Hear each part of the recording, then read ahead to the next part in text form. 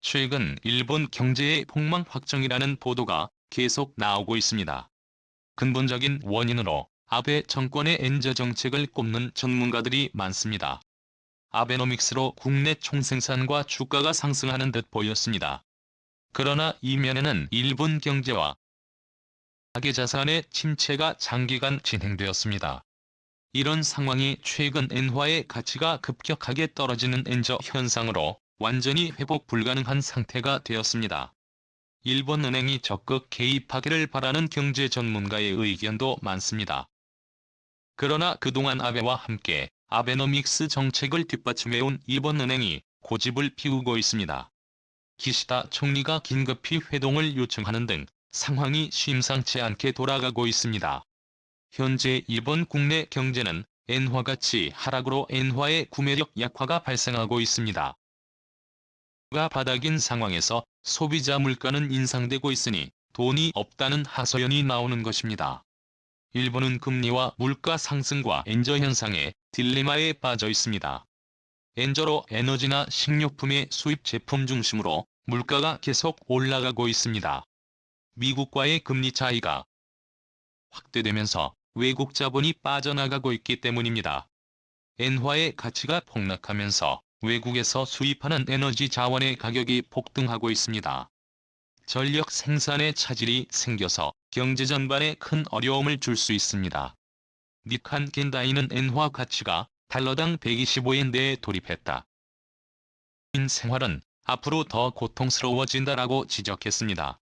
일본은행의 이런 정책은 말도 안 된다고 비판한 이 칼럼의 결론은 어디까지 국민을 괴롭힐 생각인가?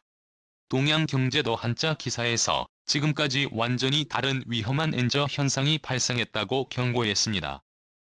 이대로 가면 일본 경제는 파탄으로 가는 길을 완전히 굳히게 된다라는 문장으로 시작하는 분석 기사입니다. 동양경제는 지난 31일 일본은행은 서민이 고통받는 엔저 정책을 즉시 변경해야 한다고 지적한 바 있습니다. 최근 니케이와 CNBC가 시청자를 대상으로 한 기시다 지지 여론조사가 발표된 적이 있습니다. 경제에 관심이 있고 좀 안다는 일본인들의 95.7%가 지지하지 않는다고 대답을 했다는 것입니다.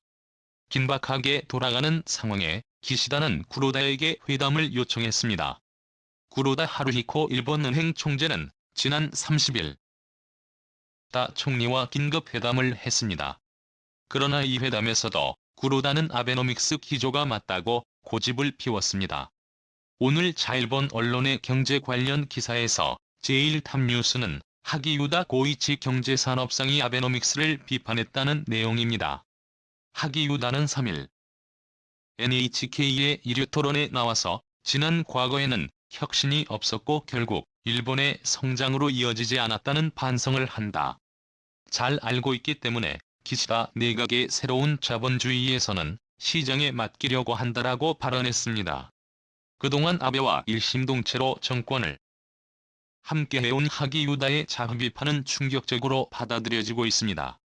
하기보다는 2차 아베 정권의 7년 8개월 동안 총재 특별보좌관 관광부 장관 자민당 간사장 대행 문화관광 장관 등을 역임했습니다. 항상 아베와 함께하면서 대변인 역할까지 해온 충성된 측근입니다. 또한 아베노믹스에 대한 비판을 온몸으로 막아주던 하기유다의 변신에 일본 언론은 기시다에게 붙으려고 하는가? 아니면 아베노믹스의 폐해를 이제 인정하는가라고 묻고 있습니다.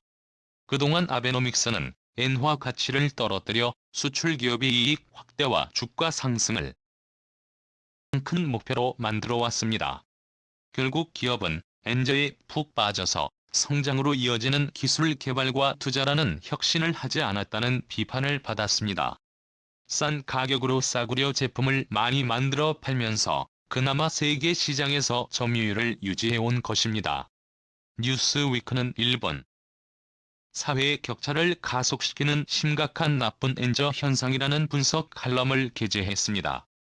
특히 아베노믹스의 엔저 정책이 그나마 작동했던 이유는 에너지 가격이 저렴했다고 지적합니다. 그래서 엔저 정책의 폐해가 좀 더 부각이 되었고 그 사이에 아베와 자민당은 선거에서 승리해왔다고 비판합니다. 그런데 이제는 국내 기업은 수입 원자재의 가격 상승에 렌지 등 에너지 수급 불안과 가격 인상으로 완전히 코너에 몰렸다고 지적합니다. 그리고 가계 경제 등 일본 국민들의 생활도 물가 인상과 급여 동결로 완전히 가난한 처지에서 벗어날 기회가 없어졌다고 비판합니다. 특히 아베가 관광이 주요 산업이라는 비극적인 정책에 매달리면서 이제는 일본 국내 경제가 완전히 공동화되었다고 강력 비판했습니다. 한일 갈등과 19 사태로 관광산업은 폭망했기 때문에 일본 국민들의 수입은 전무한 상태에 빠져 있다는 지적입니다. 일본은행은 엔화의 가치를 떨어뜨리는 것이 일본 경제에는 플러스가 된다고 믿고 있습니다. 구로다 하루히코 일본은행 총재는 장점이 단점보다 효과가 있기 때문이라고. 엔화의 가치가 떨어지면 상대적으로 일본 제품 가격이 싸게 되는 것은 당연합니다. 장점으로는 세계 시장에서 일본산 상품 가격 경쟁력 개선을 통한 재화 서비스 수출 확대, 결국 수출액의 증가를 통한 기업 수익이 높아지게 된다. 전체적으로 보면 엔화 소득 수지가 증대된다. 단점으로는 엔화의 가치가 떨어지니까 100만 엔을 줘야 하는 수입 상품이 150만 엔을 줘야 합니다. 결국 수입 비용 상승으로 국내 기업 수익이 감소되고 이로 인한 물가 인상이 되면 소비자 구매력 감소된다. 일본은행은 장점을 다 더하면 단점을 웃돌기 때문이라고 밝히고 있습니다. 일본 국민들은 물가가 좀 오르고 수입 상품 등 소비재 가격이 비싸지면 소비를 자제할 수가 있다는 것입니다. 좀 덜 먹고 아끼면 싼 가격에 일본산 상품들이 불티나게 팔린다는 논리입니다. 경제학자들은 일본은행의 이 논리가 말이 되지 않는다고 비판합니다. 첫 번째 논리인 수출 확대는 일본의 많은 기업이 해외 공장에서 생산하고 있기 때문에 큰 효과가 없다는 지적입니다.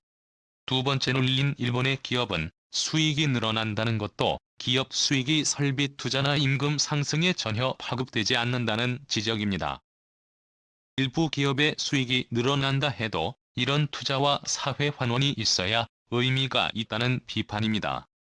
세 번째 논리인 일본 국가 전체적으로 엔화 소득 수지가 증대된다는 것만 남는데 이것도 가계 수익으로 넘어가지 않으면 아무 의미가 없다는 지적입니다.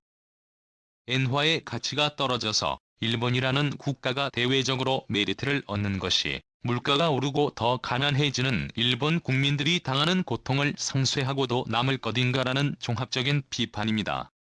경제 전문가들은 일본 경제 전체에 긍정적으로 된다는 것이 중소기업이나 가계경제와 일반 국민들의 어려움을 절대 해결해주지 못한다라고 단정합니다. 일본은 그동안 엔화는 기축통화이기 때문에 엔화 발행은 마음대로 해도 된다는 논리로 돈을 무한정 집어냈습니다. 특히 국채도 얼마든지 발행해도 일본은행이 사들이면 된다며 돈을 계속 찍고 돌려왔습니다. 그런데 이제는 계속 가치가 떨어지고 있는 엔화는 누구도 가져가지 않고 있습니다. 이런 상황에 일본 젊은이들 사이에선 최근 오해가 잘하는 은어가 유행하고 있습니다. 이는 최근 일본 경제의 어두운 단면을 보여주고 있습니다. 오해는 부모를 뜻하고 같이 하는 장난감 뽑기 기계를 뜻합니다. 뽑기 기계에서 운이 좋아야 하듯 부모를 잘 만나야 한다는 뜻입니다. 일본 국내 경제 침체로 일할 기회가 줄고 미래가 불투명한 젊은이들의 푸념과 자조가 섞인 표현입니다. 지난 8년 동안 아베가 만들어 놓은 엔저 정책 아베노믹스가 뿌리 깊기 때문에 이제는 회복 불가능합니다. 일본 경제에 대한 우려는 벌써 30년 전부터 있어 왔습니다. 그럼에도 불구하고 큰소리만 친 일본입니다. 그동 뭘 믿고 세계 최고의 일본을 외치고 살았을까요? 이번 영상은 여기서 마치겠습니다.